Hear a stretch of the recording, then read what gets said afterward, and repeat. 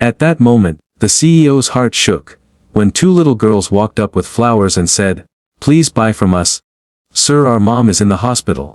One afternoon 1:12 p.m., James Rowe was halfway through his grilled salmon at the Olive Stone, a quiet little Mediterranean place tucked between high-rises in downtown Chicago. He liked it because no one bothered him here. No board members, no reporters. No PR managers feeding him crisis headlines about late shipments or labor lawsuits. He cut another slice of fish. That's when two girls approached his table. They looked about 7 and 9. One held a plastic basket of small hand-tied flowers. The other wore a jacket 2 sizes too big and had scuffed tennis shoes on her feet. The older one stepped forward.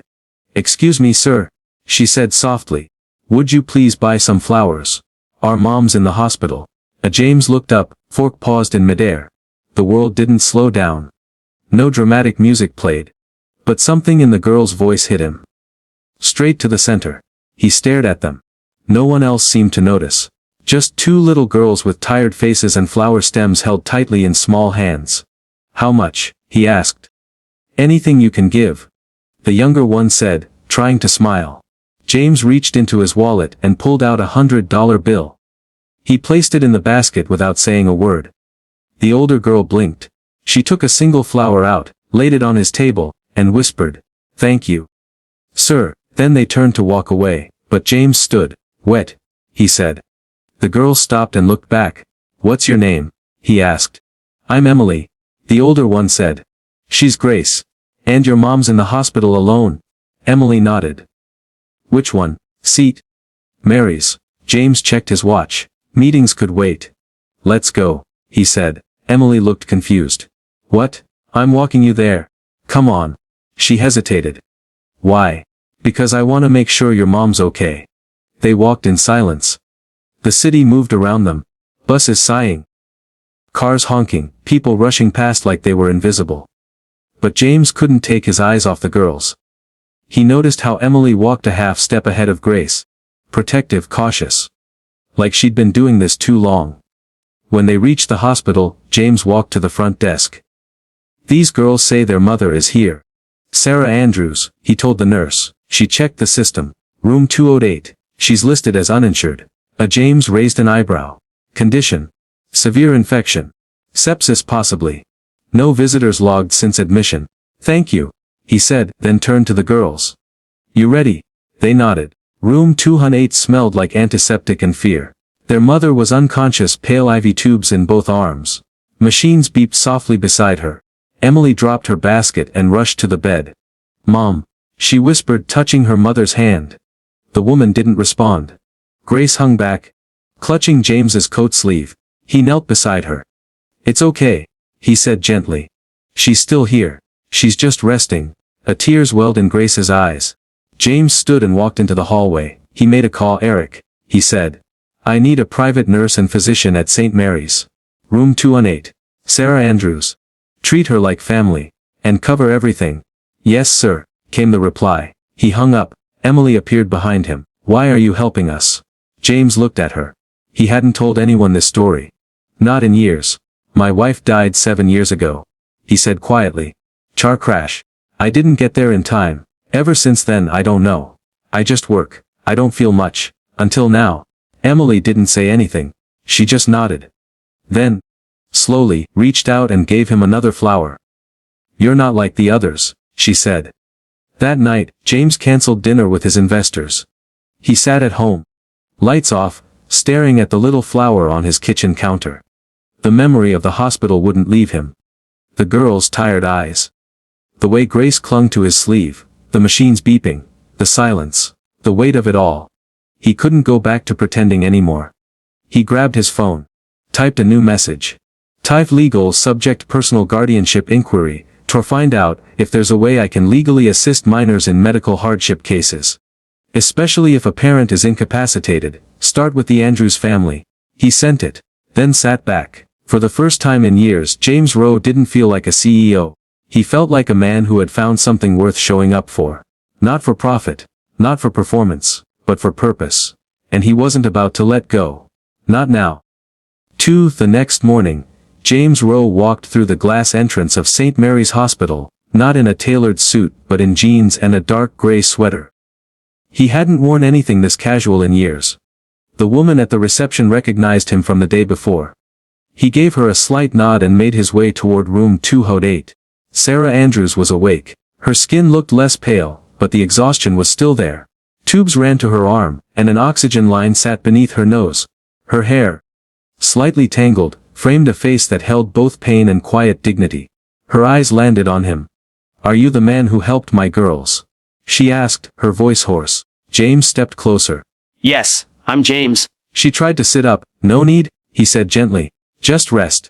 The nurse said you're doing better today." Sarah blinked. "I didn't know anyone had sent a nurse." "I did," James said. "You shouldn't have had to go through this alone." Her throat tightened. "We don't have insurance. I was working 2 jobs. The flu turned into something worse.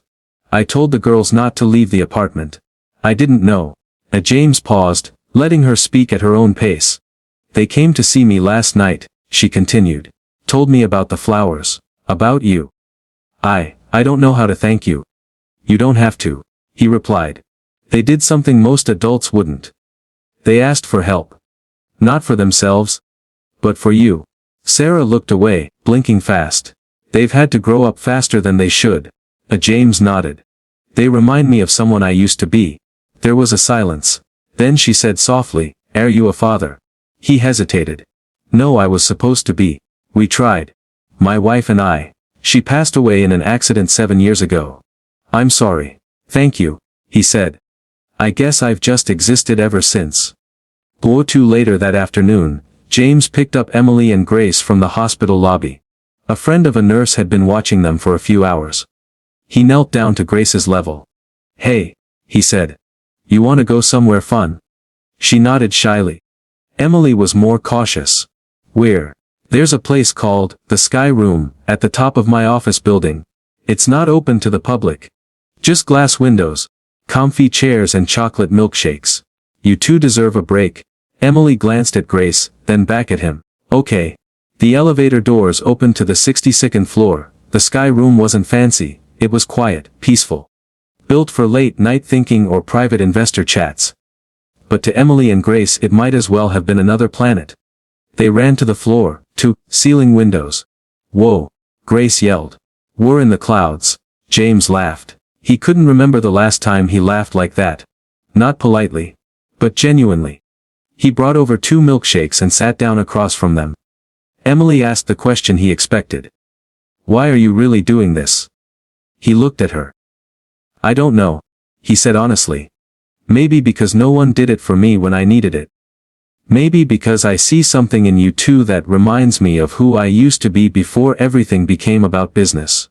Or maybe because you walked up to a stranger in a restaurant and changed everything." Emily didn't respond. But her eyes softened. Grace was already drawing something on a napkin. A smiling stick figure holding 2 flowers. "That's you," she said, handing it to him. "Helping us." James took the napkin like it was the most valuable paper he'd ever touched.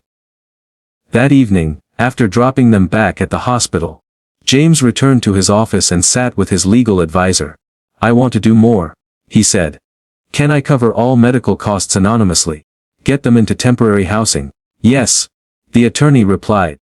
"It can be done through a private foundation." "And what about guardianship?" James asked quietly. "If something happens to Sarah." The attorney looked up. "You want to become a legal guardian?" "If it ever came to that," James said. "I'm not saying I'd take them away. But if something happened and no family came forward, we can explore it," the attorney said carefully. "But you should know, if you get involved at that level, there's no walking away later." James nodded. "I'm already involved." Over the next 2 weeks, James visited daily. Sarah regained strength slowly. The infection had nearly taken her life, but she was recovering, and she began to open up. She had no family nearby. Their father had left years ago. Most of her income came from cleaning offices and late-shift waitressing. But when the fever hit and the dizziness began, she collapsed in their apartment. Emily had called 911. "She saved my life," Sarah said one morning. James looked at Emily and smiled. "She saved mine too." One afternoon, James took the girls to a bookstore. He let them pick out 5 books each. Grace clutched a picture book about space. Emily chose a biography of Marie Curie. You like science? James asked. Emily nodded. I want to be a doctor someday. A good one. You will be. She looked up at him. Do you really think so? I don't just think so, James said. I'll make sure of it. On the 15th day, the hospital discharged Sarah. James had already arranged a furnished 2-bedroom apartment nearby, paid for by a private donor. Sarah hadn't yet realized was James. He gave them the keys outside the hospital. What's this? Sarah asked. Temporary housing, James said. Until you're fully recovered. No obligations. No debt. Just a clean start. A tear slipped down Sarah's cheeks. She hugged him. It was quiet. Gentle. The kind of hug that didn't need words. Emily joined in, wrapping her arms around both of them. Then Grace, small arms around his waist. James closed his eyes. He didn't know what this was. Not exactly family. Not yet. But something real. Something healing. That night, alone in his penthouse, James stood by the window. Below, the city pulsed with lights. Deadlines. Deals. Ambitions. But up here, all he could think about was that little napkin drawing still sitting on his desk. A stick figure with 2 flowers. And the feeling that, maybe for the first time in years, he was finally starting to live again. Sarah stood at the kitchen counter of their new apartment, gently folding laundry. The hospital wristband still wrapped around her wrist like a quiet reminder of how close she had come to not being here at all. Sunlight streamed through the blinds. Emily sat cross-legged on the floor helping Grace with a puzzle. Laughter echoed off the freshly painted walls. It was peace.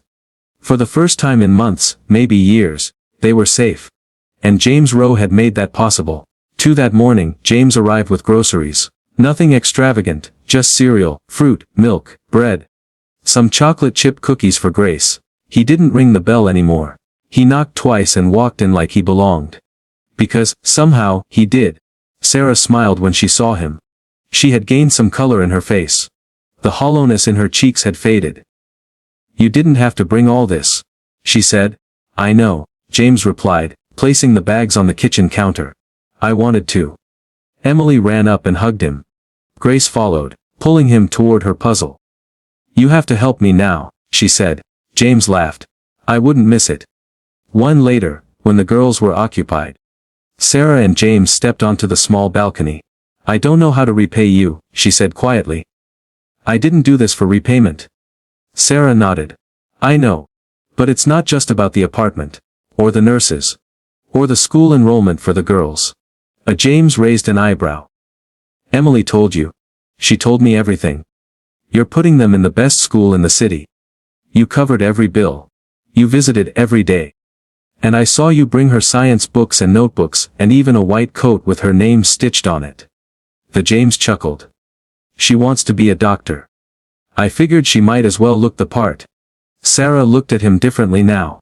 You're not just helping. You're becoming part of this. James paused. Serious now. I know, and I want to. But only if you're okay with it. I don't want to overstep. Sarah nodded slowly. Emily calls you Mistar. Grace calls you Jamie. I don't think you realize what you've already become to them. He looked down at the street below, struggling with what he felt rising in his chest. This wasn't the plan, he said. Good, Sarah replied. Maybe that's why it's real. A week later, a letter arrived at James's office. It was from the board of directors. They were growing concerned. Rumors had spread. The CEO hadn't attended the last 3 investor briefings. He had delayed a merger meeting with a European tech firm. He had been seen at hospitals, apartments, schools, not conferences, galas, or executive retreats. James sat in his office, staring at the letter. His assistant, Miranda, stood silently. They want answers, she said gently. I'm not giving them the one they expect. Miranda blinked. Meaning I'm not going to pretend I'm still the same man who was chasing numbers. She hesitated. This could cost you your position. James nodded. Then so be it. The next evening, James took the girls out for ice cream. They sat on a park bench, sprinkles on their cones, shoes dusty from the playground. Why are you sad, Mr. J? Grace asked. James looked at her. I might lose my job, he said. Emily turned. Why? Because I'm spending more time with you than in boardrooms. Grace looked down. Because of us? No. James said, kneeling in front of them. Because of me. Because I finally found something that matters more. He paused. Do you know what I used to do before I met you? Emily shrugged. Business. James nodded. Yeah, a lot of it, all day. Every day. But I didn't feel much. He looked at Grace. And then you walked up to me. And everything changed. Grace smiled and offered him a bite of her cone. James took it and laughed. Best decision I ever made. 2 days later, the board called a meeting. James arrived wearing a dark gray suit. Clean pressed. Professional. But different now. Less armor, more presence. They asked questions. About time, priorities focused the company's future. James answered all of them with clarity. He didn't apologize. Then he pulled out a file. Inside were numbers. Financial reports showing that despite his absence, his delegation had improved productivity. Employee turnover was down. Culture had improved. People don't leave companies because of numbers, James said. They leave because no one sees them. Just like those girls weren't seen until they walked up to my table. Silence filled the room. He closed the file. You asked what I've been doing. He said. I've been remembering who I used to be. And becoming someone I can live with again. No one spoke. But something shifted. That evening, James walked up to the apartment. He held a folded letter in his hand. When Sarah opened the door, she knew something had changed. They asked me to stay, James said. Sarah raised her eyebrows. What did you say? I said I'll stay on my terms. She smiled. What are those terms? He looked past her and saw the girls drawing on the floor, giggling. Less boardrooms. More moments like these. Sarah didn't say anything. She just stepped aside and let him in. 2 weeks passed. Sarah's strength returned. Emily thrived in school. Grace was already a teacher favorite in her new class. And one quiet night, as James read the girls a story, Sarah stood in the doorway, watching him. After the lights were off and the girls were asleep, she walked into the kitchen and handed him a cup of tea. You changed our lives, she said softly. James looked at her. You changed mine. There was a pause. Then she asked. So what now? He looked into her eyes and replied, whatever you're ready for. She smiled. Then stay. As long as you need to. James looked around at the little apartment that had started to feel more like home than any penthouse ever had. I think I already am. The boardroom at Lexington Holdings had never been quieter. As the two girls stood by the doorway, clutching their backpacks and a single bouquet between them, Ethan looked across the faces of his executives, some confused, others annoyed, a few curious. This, Ethan said, standing beside the girls, is Mia. And this is Ava. They reminded me what matters. Someone from the board cleared their throat. Sir, with respect, this is a billion-dollar meeting. And we've lost billions chasing things that don't matter. Ethan interrupted. So sit. Listen. He turned to Mia and Ava. Would you tell them what you told me? Mia stepped forward. Our mom's in the hospital. We don't have money. We sell flowers on the street. But yesterday, Mr. Ethan helped us, not just with money but with food, with care. A hush blanketed the room. Ava shyly added. And he gave us hope. Ethan placed a gentle hand on their shoulders. These girls didn't just sell me flowers. They reminded me who I used to be. He turned to the board. I started this company with $10 in my pocket, and a single idea that people matter. Along the way we got lost. Profits over people. Bottom lines over broken lives. He paused. Today that changes. The CFO shifted. With all due respect. Ethan, what exactly are you proposing? I'm starting a new division. Ethan said. Lexington Hope. A foundation built inside this company. 10% of our quarterly profits will go to it. No excuses, no bureaucracy. Direct help to real people. Gasps spread around the room. You're risking the company, one executive said. No. Ethan said calmly. I'm saving it. A week later. The media was everywhere. Billionaire CEO launches Hope Initiative after heartwarming encounter with street girls. Flowers that sparked a fortune of kindness. CEO's new division helps families in crisis. Starting with two brave girls. But none of that mattered to Ethan as much to a bright, clean hospital room and saw Maria, the girl's mother, awake, smiling and whispering. "You're the man who helped my daughters." Tears rose to Ethan's eyes. "No," he said softly. "They helped me." A year later, the lobby of Lexington now held something new, a sculpture of two small girls holding flowers, with a plaque that read, "Chore. When you think small acts don't matter, remember the day two girls sold flowers and changed the heart of a giant." Ethan sat on the same bench where he'd met them, this time sharing sandwiches with Ava and Mia. "I'm proud of you girls," he said. "You're not just brave, you're leaders." They beamed. Maria, now working in the foundation's office, walked over and wrapped her arms around her daughters. "We're a family again, because you listened." If this story moved you, if you believe small acts of kindness can ripple into greatness, then don't just scroll past. Tap like, subscribe to the channel, and share this video with someone who needs hope today. Watch our next story, about a janitor who walked into a billion-dollar boardroom and left everyone speechless. Thank you for watching. Thank you for believing. And remember, kindness is power.